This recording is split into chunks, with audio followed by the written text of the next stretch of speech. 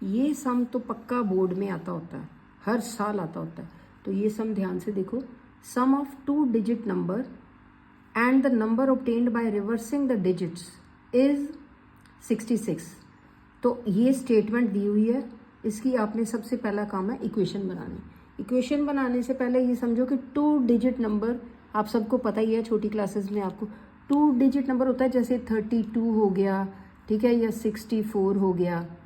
अब क्या कह रहे हैं, इन दोनों का एक 2 डिजिट नंबर और एक उसको रिवर्स करके प्लस करना है। जैसे सपोज कर लो 64 है और इसको रिवर्स करोगे तो क्या आएगा 46। हाँ, तो उनको प्लस करना है, ये हम इमेजिन कर रहे हैं ताकि आपको समझ आ जाए।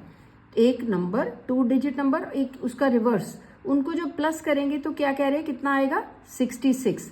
तो हमें नहीं पता कौन से नंबर हैं, हम अंदाजा भी नहीं लगा सकते, तो ये ढूंढने हैं आपने।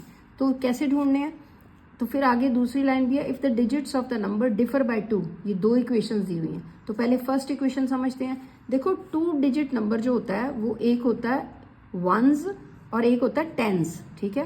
और जो वंस है उसको हम मान लेते हैं y, और जो टेंस है उसको मान लेते हैं x, ठीक है। तो अब ये क्या हो जाएगा, टेंस जो है ये आपको पता है x मल्टीप्लाइड बाय 10 करते हैं प्लस y करते हैं, आपको ये पता है ना। जैसे सपोज कर लो फिर 64 है, अगर 64 नंबर है तो अब ये जो 6 है, ये x जो माना हमने, तो हमने इसको 10 से मल्टीप्लाई किया हुआ ना, क्योंकि ये 66 मल्टीप्लाइड बाय 10 है ना, तो ये 6 जो हो गया x जो हमने सोचा है, ठीक है, 6 मल्टीप्लाइड प्लस 4 को हमने y मान लिया, इसको हमने x मान लिया, इसलिए ये आ जाएगा 10x प्लस y। ये 2 डिजिट नंबर इस तरह से लिखना है, बच्चे बहुत कंफ्यूज होते हैं, इसीलिए मैंने स्टेप वाइज आपको समझाया। तो सेकंड क्या करते हैं, सम ऑफ, ये भी चीज याद रखनी, ये सम हमने ये डाल दिया प्लस का साइन। अब वो कह रहे हैं कि रिवर्स, उसको रिवर्स करो, रिवर्स करेंगे तो क्या आ जाएगा, ये आप याद रखो, रिवर्स करेंगे तो 10y प्लस x आ जाएगा। क्लियर हो गया ये?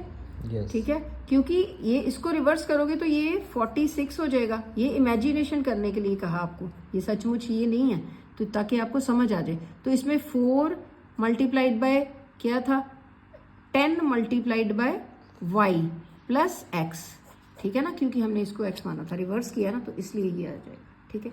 अब इज का मतलब होता है इज इक्वल टू 66, ये तो अब आगे हमारी फर्स्ट इक्वेशन बनी है, ठीक है। इसको नंबर 1 डालो। सेकंड इक्वेशन में क्या कह रहे हैं कि दे डिफर बाय 2, ये देखो पढ़ो दोबारा,